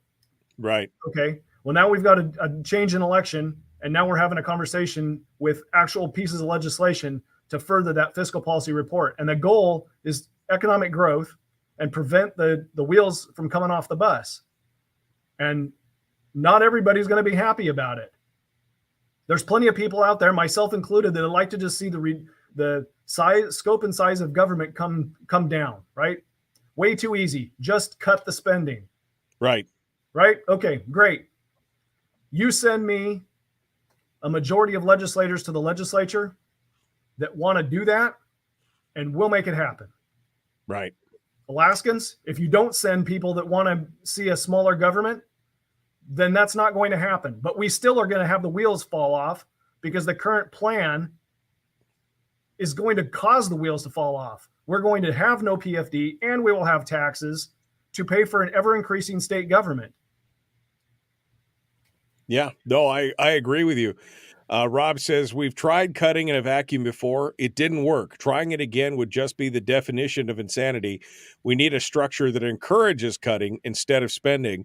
And I would couple that with what Ben just said, which is we need to continue to send more people down there who believe in the cuts only approach. I mean, although cuts only is not because again, the legislature changes again and the machine just spins back up. You need to have that structure in place that will hold that spending down. That's why the cuts only approach could work to cut the size and scope of government. But in 5 years, if the legislature changes out again and we stop focusing on it, then that machine just cranks right back up. And the next thing you know, we're back to spending more than we take in. There's got to be these guide rails in with all these different ideas that the working group put in that will hold those things down to act as a governor on all those things. Yeah. I think another key component of this is also something that I have a bill that's in drafting right now that revises the Executive Budget Act. That act is supposed to, that's statute that is supposed to communicate how the executive branch and the legislative branch talk to each other during the budget process. The legislature is supposed to give the executive branches, the components of the executive branch priorities and tell them how they're supposed to measure effectiveness, but we don't. We legislators don't understand our role in how to force government to come down from spending. Likewise, the executive branch, through our budget process, isn't giving us the information that helps us make those decisions. They're giving us what they want us to hear, and it is a uphill battle to try to fight that machine. So a revision of the Executive Budget Act that educates legislators on how to constrain government by statute, because there is statutes that say the legislature will tell the executive what their priorities are. We don't do that. Right. No, I mean, in the whole budget process, it's really why it's number 4 on our charter of changes, which is change the funding, but that's fundamentally meaning change the budgeting process. Something's got to change there. All right, hold the line. Ben Carpenter is our guest. We're about to jump back into it. The final segment dead ahead, The Michael Duke Show. Common sense, liberty-based, free-thinking radio.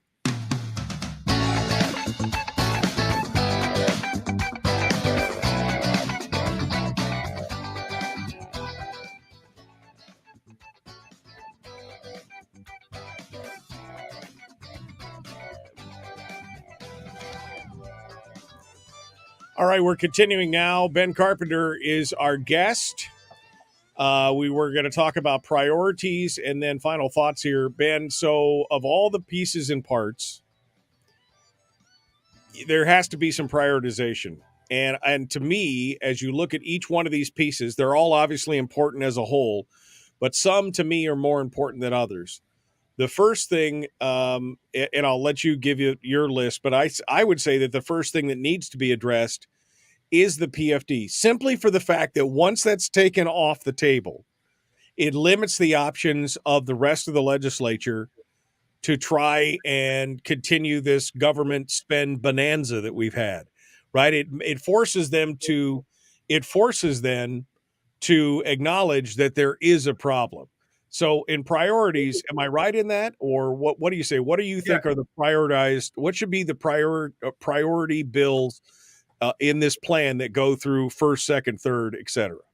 Yeah, that's a very difficult question because they're all interconnected.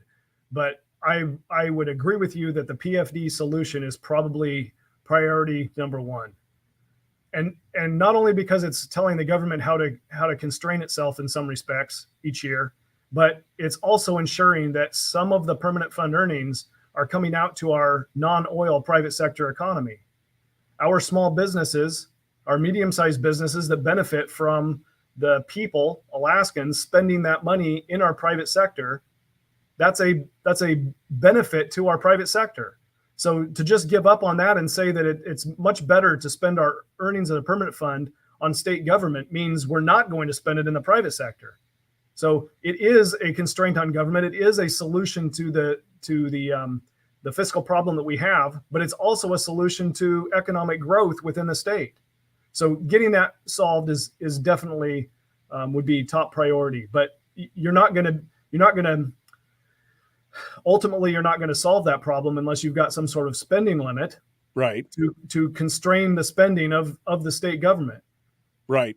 No, they do have to go hand in glove. I would just say, again, you kind of have to prioritize them. You know, to me, it would be, you must deal with the PFD first because that takes takes it off the table. It's no longer the badminton, shuttle that's being whipped back and forth across the net. Then you get to the spending cap. Then you get, because again, they have to all be there. But that PFD has been the volleyball every year for the last 7 years. It's got to stop. They've got to acknowledge that if that pool of money disappears, all of a sudden everybody's belts just get real tight. You know what I mean? Because all of a sudden that big multi-billion-dollar pool of money that they wanted to draw from is no longer theirs to be able to dip into. And all of a sudden they're like, well, what do we do now? It would force them to face the issues that are really we've all been talking about for 10 years. We are at an inflection point within the state of Alaska. If you look around at what's happening in our communities, where is the growth? Where is the evidence that we're prospering going forward? Like new businesses coming in. We have a net outward migration of our people. Right. We need structural change that incentivizes private sector economic growth. It's the answer. It's the only answer. Right. Well, because government is a net consumer. Wealth is created in the private economy. Government doesn't create anything. Government is a consumer. The private sector is the one that creates the wealth that will help generate and fund the government in the long run to be able to, so that we can govern ourselves. The problem is that this disconnect exists where they have their own revenue source and they can do whatever they want, regardless of what's going on. So when you say when the economy's booming, what do people look to? Well, a lot of them look to, well, look, all these good state jobs and all this other, and these businesses that are living on state contracts and stuff. That's the economy's booming. No, that's not the economy. The private economy is the one that does not depend on government largesse to make those things happen. That's exactly it. The farmer knows that wealth creation comes from the ground. The miner knows that wealth creation comes from the ground, right? The oil producer knows that wealth comes from the ground. It's taking raw materials and turning them into something that people want. Right now, we spend $2 billion on food, and we're sending all of those dollars out of state to some other farmer to grow food for us. Well, if you figured out a way to grow food in the state of Alaska with low-cost energy and greenhouses to oversimplify a complex problem, then you would have some portion of $2 billion remaining in the state because we're growing our own food and we're employing people to produce our own food, right? We're looking at the potential of having some low-cost energy with this LNG pipeline. It may happen. That would mean that by the end of the decade, we've got natural gas from the North Slope to Cook Inlet and to both South Central Alaska and the interior would have a source of low cost natural gas. Right. That means within the next 7 to 10 years, we've got the recipe with government restructuring itself, right? We've got a recipe for economic growth in the state. Low cost energy, reduced corporate taxation, and reduced regulations would give us an environment in which people could grow their businesses. That's what we want. We have to look further down the road than this year's budget and fighting over who gets the scraps on the table. So, Ben, we're coming down to it here. We got about 5 minutes here. I want to give you the chance to summate and also to answer again, because there's a lot of angst about this 2% sales tax, and I understand why you put it in there. I understand that it's a necessary component of the whole. I'm not a fan of it. I'm not a fan of taxes in general, but I understand why it's been included in this. But here's your chance to reach out to the base here, the listener base, many of whom are probably very agitated with you that you would dare or deign to put a tax on the table in this way. Tell me, speak to them and tell them, here's why, what is it about? Give them your thoughts on why you brought forward this tax as part of a larger plan. We talked about the larger plan for the last 40 minutes. Why did you bring this forward? And explain to them, why this is an important component of that. Why is a sales tax or a broad-based tax part of the fiscal plan? Because the only way that we solve the problem, the only way we put the PFD problem to rest and constitutionalize it or ensure that it gets paid, the only way that we grow the economy is to find a political solution that is some of what I want and some of what somebody else wants. That's the reality. The Alaskans don't send 40 of me down here. That would make it real easy to solve the problem. We do it my way. Right. We don't get to do it my way. So for every member of the population, my constituents included, that say, hey, I've got the way to do it. Okay, I'm fine. Let's do it your way. You get 60 legislators that think the way you do down here, and we'll do it your way. We don't have that. We don't have 60 legislators that are circling around one particular plan and saying this is the way we need to go, except we have enough that are going to use the permanent fund dividend to pay for state government in the future. That is the plan that's going to happen. Status quo will do nothing, and that's what's going to happen. And then you'll end up with a tax because the government will continue to grow. Right. So we need a spending limit, and we need to put the PFD in the Constitution to make sure that it gets paid to the private sector. In order to do that, you've got to have a comprehensive plan. In order to do that, you're giving somebody what they want in order to get what you want. Again, like I said earlier, the PFD, depending on which projection you look at, is anywhere from 2 to 5 years from being exhausted by government spend, right? By consuming it. So somewhere in the next 2 to 5 years, the PFD, if we continue down this road, will be gone. And then I guarantee you they will look you dead in your eye and say, you guys should pay your fair share because you're not paying your fair share because you're not paying any taxes. Regardless of the fact that they've taken the entire PFD as a tax, and the fact that they receive all the monies directly and none of that money passes through the people to begin with and be taxed back. Because I've often said, if we receive the revenue directly for all the royalties that we collectively own, because this is a ownership state, right? We would all get this check for, $14,000, $15,000 and for per person, and we'd all be happy.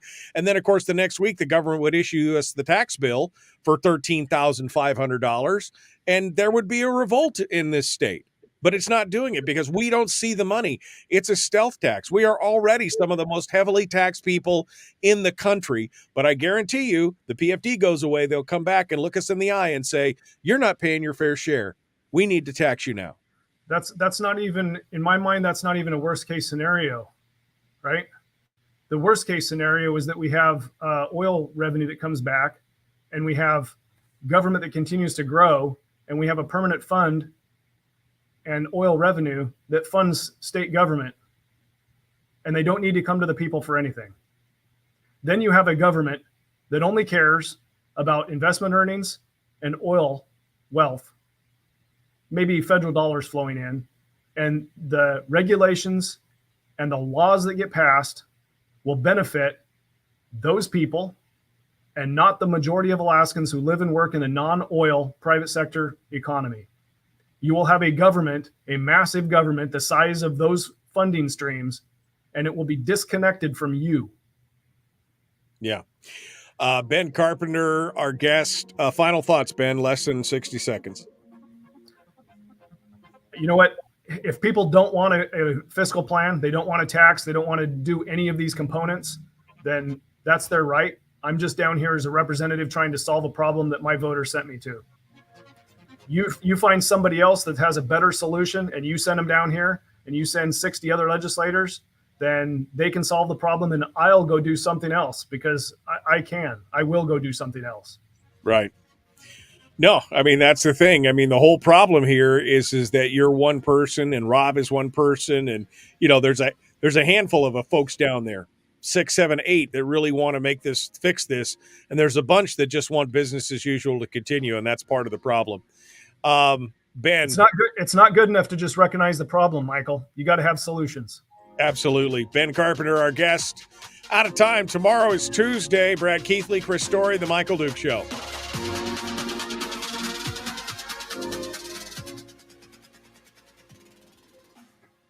Again, I think that we cannot undersell that, and we cannot oversell that enough, Ben, is that you are one person trying to do it, and the cry of cuts now. I'm 100%. I have been screaming cuts now for 20 years, but we recognize that. I mean, we saw what happened. The governor, in fact, I think Chris had the perfect comment on that. He said, "We tried before. We did not. Our side folded before any of the real trying began." Well, but that was a try. See, that was the thing. They tried, and you're right. They folded like a cheap suit. And the thing is, our side. I don't even understand what our side is. Well, I guess I would say the conservatives, the fiscal conservatives. This is the problem. Yeah, this is the problem. You don't have our side. You have a government lobby down here, and it is confusing. Your side as a fiscal conservative is a handful of people. You thought you elected them because they had an R behind their name, but that doesn't mean anything. Right. No, I've said many times that it really is not about R's and D's. It's about pro-government, pro-government, big government spend versus smaller government spend. And that's part of the problem, is that we get confused by the R's and the D's and all the hand waving and everything.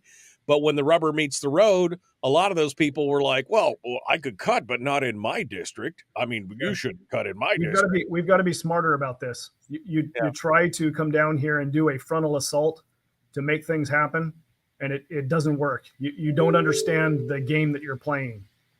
We need a smarter strategy for achieving the things that conservatives want than just a beat everybody over the heads mentality. Yeah. Well, we need to start asking the question during the election cycle. Like you said, instead of just looking at the elephant on the lapel, we need to ask questions like, are you a fiscal conservative? Do you believe in a fiscal plan? Do you believe in smaller, more limited government? And what has priority for you, the public or the private economy? Those are the kind of questions that should be asked, regardless of what their affiliation is. Agreed. Yeah. Ben Carpenter, thank you, my friend, for coming on board and being part of it today. Appreciate it. And I appreciate all your hard work in those committees. I know, again, it's a thankless task, and it's hard, especially when you have to throw something out there that raises the ire of everybody. But sometimes you got to do what you got to do. I appreciate you coming on board. It's always a pleasure, Michael. Thanks for having me. Thanks for being it. All right, folks, we got more coming up. Tomorrow is another day. We are going to be joined by Brad Keithley and Chris Story, and we'll see what happens. I know a lot of you aren't happy with Ben. because he would dare to bring it up, just like Rob Myers mentioned it, just like Showers mentioned it, the fact that a sales tax might have to be part of it. But it does have to be a comprehensive plan because what we've been doing is not working. That's the thing, right? I mean, I just told you for 20 years, I've been on this program talking about, do we have a spending problem or a revenue problem? We've got a spending problem and we've got to cut back on spending. For 20 years, I've been saying the same. You could rewind this show back to 2003. And I was saying this same thing. The problem is, it's just me or it's just you. It's not 60 legislators or even 35 of 60 legislators. That's the problem. So we've got to change tact here. If we can put together a fiscal structure that reduces the ability for them to spend out of control, that's a help. That's what it's got to be. And I applaud Ben for his courage in bringing this bill, because he knew this was going to be a hot mess. But as he said, I will not vote for this if it doesn't have the other parts. That's good. It should be at the end. That's what I said. We should prioritize the PFD, the spending cap, the cuts, the oil taxes, and everything else. That last thing should be the sales tax that goes on there. Everything else should have to pass first. But we've got to change our tactics because what we're doing is not working. That's the bottom line. All right, folks, we got to go. Thanks for being part of it today. We will see you tomorrow.